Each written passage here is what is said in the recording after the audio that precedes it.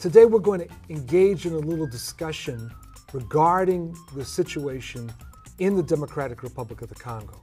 Join us on The Global African.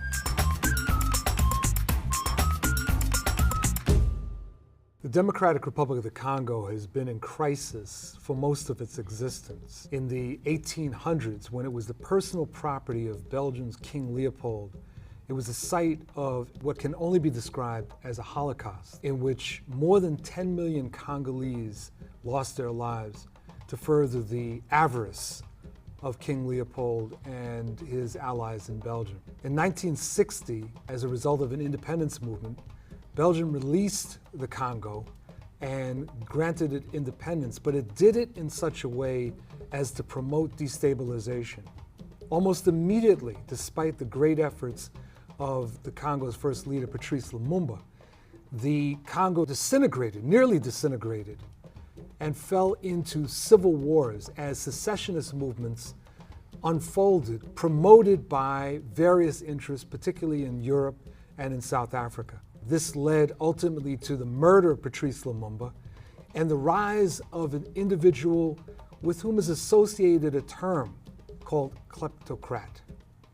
That is, we're talking about Mobutu. The Mobutu regime was known as a kleptocracy.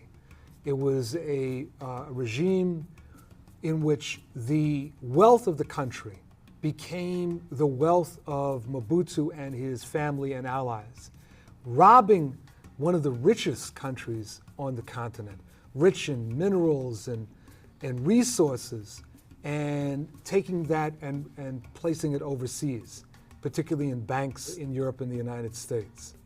In 1997, an insurrection develops against Mobutu. It's important to understand that insurrection happens 6 years after the end of the Cold War, because during the Cold War, despite the fact that Mobutu was nothing more than a thief, he was our thief. That is, he was a thief on the payroll of the United States, collaborating with the United States in any way that the United States asked, sending troops into other countries, intervening, trying to affect the outcome of the Angolan Civil War. But with the end of the Cold War, Mobutu had essentially lost his usefulness, or at least so it seemed at the time. And there was an insurrection that brought forward his defeat, an insurrection that was supported by Uganda and Rwanda. And as a result, Laurent Kabila emerged as the president. But that quickly disintegrated into a civil war in which various forces within the Democratic Republic of the Congo found themselves engaged in what ultimately became known as Africa's First World War. It was called Africa's First World War because in addition to the various forces that were engaged within the Congo, the pro-Kabila forces and anti-Kabila, there were also external forces. Uganda and Rwanda took one side against Kabila. Zimbabwe, Angola, and some other countries took the side of the Kabila government and plunged the country into a war in which millions of people have died as a result of either direct conflict, murder, disease, or other results of war. Every so often we hear something about Rwanda and its involvement in the eastern part of the Democratic Republic of the Congo. Joining us to have this discussion is Kambale Musevuli, who is the spokesperson for the Friends of the Congo, an international organization with representatives in more than 60 countries, that is a humanitarian human rights organization fighting to address the issues and challenges of the Democratic Republic of the Congo. Thank you very much for joining us. Thank you. Africa's First World War. Do you believe that that's an apt description? Well, it catches the attention of the people. And for that war, I always mention that there is a conflict in the Congo because of U.S. allies Rwanda and Uganda. So I always put the connection with the United States because on one hand, we would think about these Africans, thugs and warlords fighting each other, but we never look at who provides the weapon, who provides the political, diplomatic backing, what are the companies actually looting the Congo. So I framed it in a way where, yes, we have a conflict there, but we have a bigger hand in Washington and in London that's moving parts within my country. Well, let's talk about that. The overthrow of Mobutu was a great development for the continent, but within a year, I think it was roughly, the country was thrown into a civil war. Mainly because the movement didn't come from the people. So for one aspect you have to look at it is from 1990 to 1997, there were democratic forces within the Congo fighting the Mobutu regime to remove him democratically. That's not what got the world support. The U.S. supported a military solution to a political problem by using its allies, Rwanda and Uganda, to support a military insurrection to destabilize the Congo. It was presented as Congolese coming to liberate the Congolese people. That's why it didn't last for a year. Right after a year was over, they started fighting each other around access to resources. On one hand, the Kabila regime asked Rwanda and Uganda soldiers who came to help with the rebellion to leave. They did not want to leave. Within weeks of them being actually asked to leave the country, they started a new rebellion. And it's been a cycle where some parts where you see Rwanda and Uganda soldiers having boots on the ground, and in other instances you see them supporting proxy rebel militias. So when one wants to analyze the Congo, you hear names of so many different militia groups. You start thinking, about this is a mess. You have all these groups, who is doing what there? But at the end, think about it as the example I use, Blackwater. Blackwater doesn't exist anymore. It's called XZ. They changed the name so people will not know who they are. It's the same thing with the rebel groups on the ground, where in 1997 rebellion, they were called AFDL. Then in the 1998 rebellion, they became RCD. Mm-hmm. After signing peace accord in 2002, they take the rebels, integrate them in the Congolese military. A few years later, they leave the Congolese military. They are called CNDP. And then the latest rebel uprising that took place in 2012, those same rebels call themselves M23. So if you haven't not been following this war throughout the past 16 years, you will be confused about who is who. But it's really to cover for the hands, one, of Congo's neighbors, and secondly, what's very important to know, Rwanda and Uganda will not be able to do this without U.S. support. Why? The militaries are trained by the United States. They are funding, in the case of Rwanda, 40% of its annual budget comes from international donors. You see the soldiers being trained at Fort Bragg, Fort Leavenworth. Actually, Kagame's son was at, Kagame is the president of Rwanda. His son was at West Point, for example. And then you have Ugandan troops in Iraq, in Afghanistan, and doing U.S. military operations, U.S. interest, like in Darfur, you have Rwanda. In Mali, you have Rwandan soldiers. In Haiti, you have Rwandan soldiers. So given they are allies, they're allowed to do those things there. So I always want to emphasize that. Wow, I know that Rwanda and Uganda have been destabilizing force in the eastern part of the country. They cannot do it without the United States and United Kingdom support. I want to get back to this issue of the United States in a second, but just the rebellion against Kabila.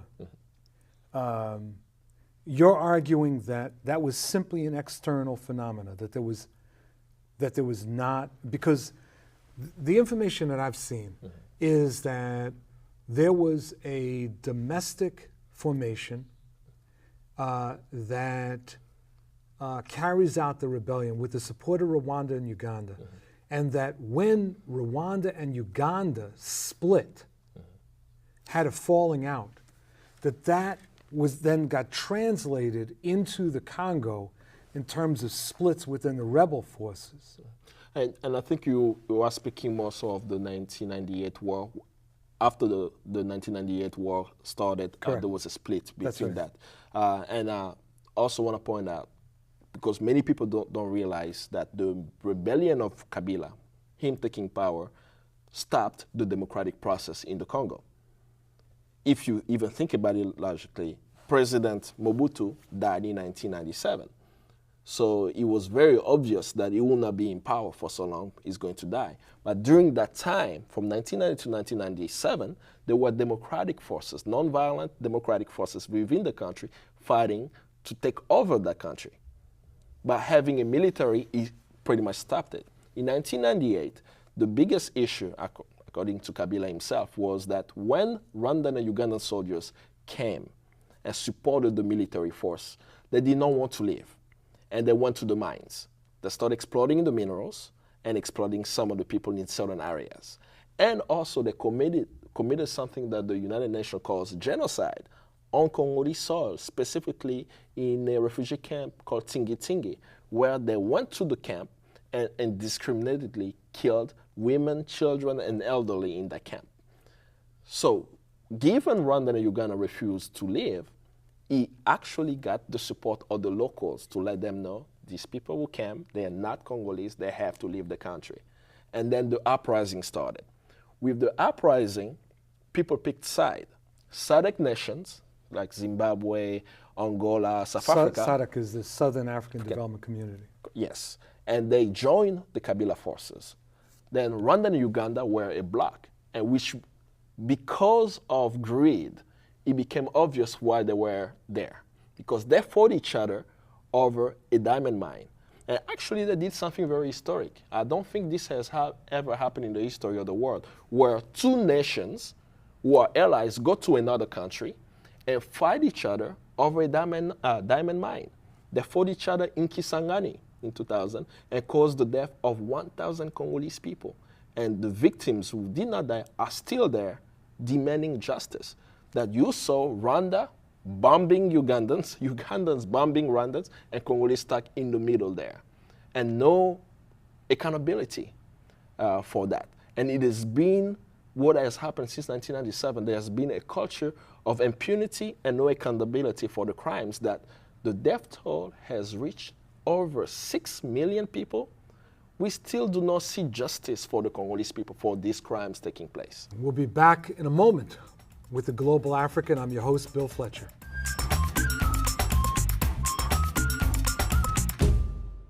So let's tie this into the United States. What is the role currently of the United States in the DRC? I know that before he was elected president, Barack Obama, as senator, introduced some legislation to address a potential role for the United States in at least trying to help resolve the situation in the Great Lakes region of Africa.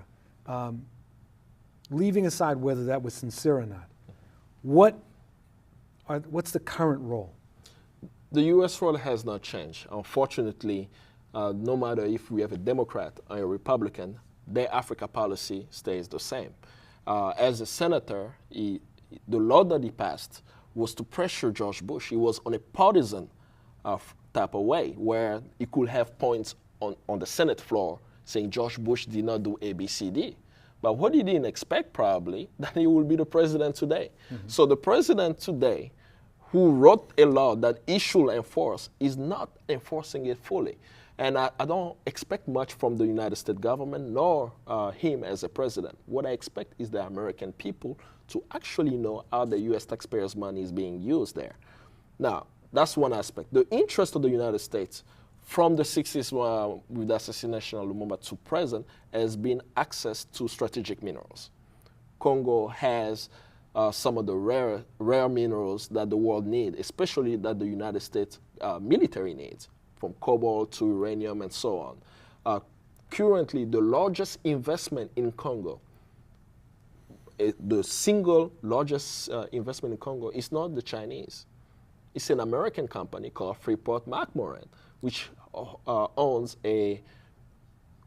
is probably about the size of one New York City and 3 Washington, D.C., a big mine. It's the largest copper reserve in the world, and he has cobalt in it. You have private and military contractors there, and then a former U.S. Embassy staff, Ms. Sanderson, she was the political attaché at the U.S. Embassy in Kinshasa, is today the vice president of Freeport, and she facilitated that mining contract. how did that mining company, how is the mining company actually interfering with Congolese politics? So for example, in 2006, they hosted a party for Kabila when he won the election. This is Kabila, the son? The son, yes. The son. So, and then we've seen success even here in Washington, where there will be meeting around the situation in the Congo. You see a mining company representative in the room in the State Department. And you ask yourself, why is Freeport here? And I believe that the mine that Freeport owns is one of the reasons why the U.S. is supporting Joseph Kabila, because he provided them access to it. The mine is owned by Freeport, American, in London. Bloomberg says that 80% goes to Freeport in London, and Congo get 20%. And they actually wrote it in black and white in an article in spring of 2011. And in the article, they were saying that we have now come to a resolution of the conflict between that. So that's the mineral interest. Second, Congo is a strategic country. You know, when you look at the Congo where it is on the map, it's right in the center of the African continent. It's bordered by 9 African countries. It's the only African country with 9 bordering nations. So you can reach North Africa, Southern Africa, East and West very easily if you control it. People do not even know that the U.S. is building a military base in Kisangani in Congo. It's called military post right now. No one knows that it's actually being developed to grow, right? And why are they there? In Kisangani is the last navigable point in the Congo where you can get a boat from Kisangani all the way to the Atlantic Ocean. So Kisangani is right at the center of where the equator goes through in the Congo. So those things long term is very strategic to the United States. So there is a military interest to control the Horn of Africa. You also have the strategic mineral interest to have mineral resources so you can build your drones or your military weapons that you need. At this point, has the situation demilitarized? No. We have 2 situations in the Congo. In the east, we have militia groups. The situation with the rebels in the east has kind of slowed down for the past 2 years because there have been international pressure on Rwanda to stop supporting the rebels in the eastern part of Congo. In the west, we have political oppression. So Joseph Kabila rules by the gun, and he does not want to leave power. So the biggest issue that's concerning the Congolese right now is the 2016 election. Why is it important? In 2006, the world told us that he won the election. Congolese contested that result. In 2011, again, the world told us that he won the election, and the Congolese even went out in the street to challenge the result of the elections. Now, the Congolese constitution says that the president only has to have 2 terms. And then there is an article in the Congolese constitution saying that the term limit cannot be amended. So within our constitution, he cannot change it. Mm-hmm. But he is working on changing the constitution. Unfortunately, we don't see anything that's going to stop it but the people. But then at the same time, while he's ruling by the gun and he's killing the population, and anyone who's rising up against his regime is being sidelined, he's being invited to Washington to meet with Obama during the US-Africa summit. People are asking themselves, how is that actually happening?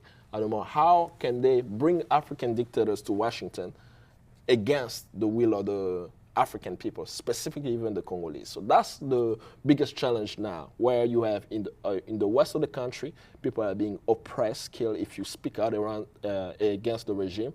And in the west, you still have rogue rebel militias who are not completely defeated. In light of this situation that you're painting, which is not a pretty picture, what would you like to see the United States do? Well, actually, there's 2 points to this. What's the best case scenario for the future of the Democratic Republic of the Congo? And second, what role can the United States play in that, if any? The easiest answer is for the United States to get out of the Congo, but it's going to be a long time coming for that to happen. But concretely, I'll go with what Obama said when he was in Ghana. He had a very wonderful speech when he visited Ghana, which inspired many young Africans, including myself, where he said that Africa doesn't need strong men, Africa needs strong institutions. He has created a framework of Africa policy that is different from any administration before him. Unfortunately, it's on paper. He's not enforcing that. While he's saying Africa doesn't need strong men, Africa needs strong institutions, it's the United States that's supporting the Egyptian military right now, oppressing the Egyptian people. In the case of the Congo, it's the United States that's training Rwandan military, Ugandan military causing havoc, and not only that, provided $500,000 of police equipment to the Congolese police a week before the elections, and the police went and killed protesters outside of the capital city. So if he goes through just that statement that the U.S. stops supporting African dictators, that would be great. And the second one will be AFRICOM. The United States wants to have the U.S. military presence on the African continent under the umbrella of AFRICOM. Africa needs many things, but the last thing they need are U.S. militaries on African soil. So if he can stop those two things, one, enforce his own statement of not stop support our African dictators and stop Africa on the African continent, Congo has a chance to be one of the prosperous countries. Regardless of what the United States will do, Congolese are also fighting on the ground that if it doesn't even enforce it, the will of the people will soon prevail. Kambale, the African Union actually has made a statement on the Gaza crisis. The gist of which being that they oppose the destruction that's going on in Gaza, the acts of violence. They support the right of self-determination for the Palestinians and object to those who would undermine such. But they also call upon the Palestinians to cease armed attacks. What do you make of this statement? It is quite interesting. I could even go from the ANC. You know, when you think about the struggle of the ANC to end apartheid, and think about in the 60s and 70s that ANC members are being killed and imprisoned, and then there is a global statement asking the ANC to accept the suffering that they're doing without fighting back, because they're being killed on a daily basis. So that's really how I'm looking at it. While it is a positive statement to actually challenge Israel in saying you cannot do these things, but I think it's a little bit contradictory to demand that Palestinians do not protect themselves. They have the right to self-defense as well, because they are being, over 1,000 people have died in Palestine. And I do not see the same type of pressure to really challenge Israel to stop the killing. They have better weapons. They are a stronger military power. They do not have to cause the deaths of thousands of people in Palestine for whatever issues that they may call. And the boogeyman, as they call them, sometimes the Hamas was killing. But we have 1,000 innocent people who have been killed. Are those Hamas members? So I would like to see African leaders be really honest with themselves about when we had a struggle in South Africa, the world came out outside, and they made sure that we were free and liberated.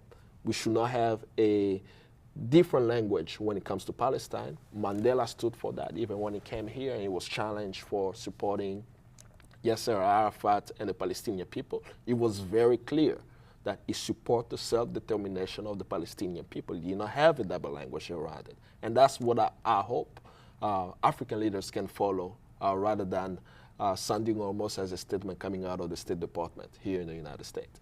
Kambale Musavuli, thank you very much for spending this time with about this discussion about the Democratic Republic of the Congo. I would guess that very few people in the United States, at least, are familiar with the history as you've laid it out, and are certainly not familiar with the role that the United States has played at least as far back as 1960 in what can only be argued to be the destruction of this incredible country. Yes. Thank you very much for taking this time to speak with us. Thank you. All right. And thank you very much for joining us on The Global African. I'm your host, Bill Fletcher.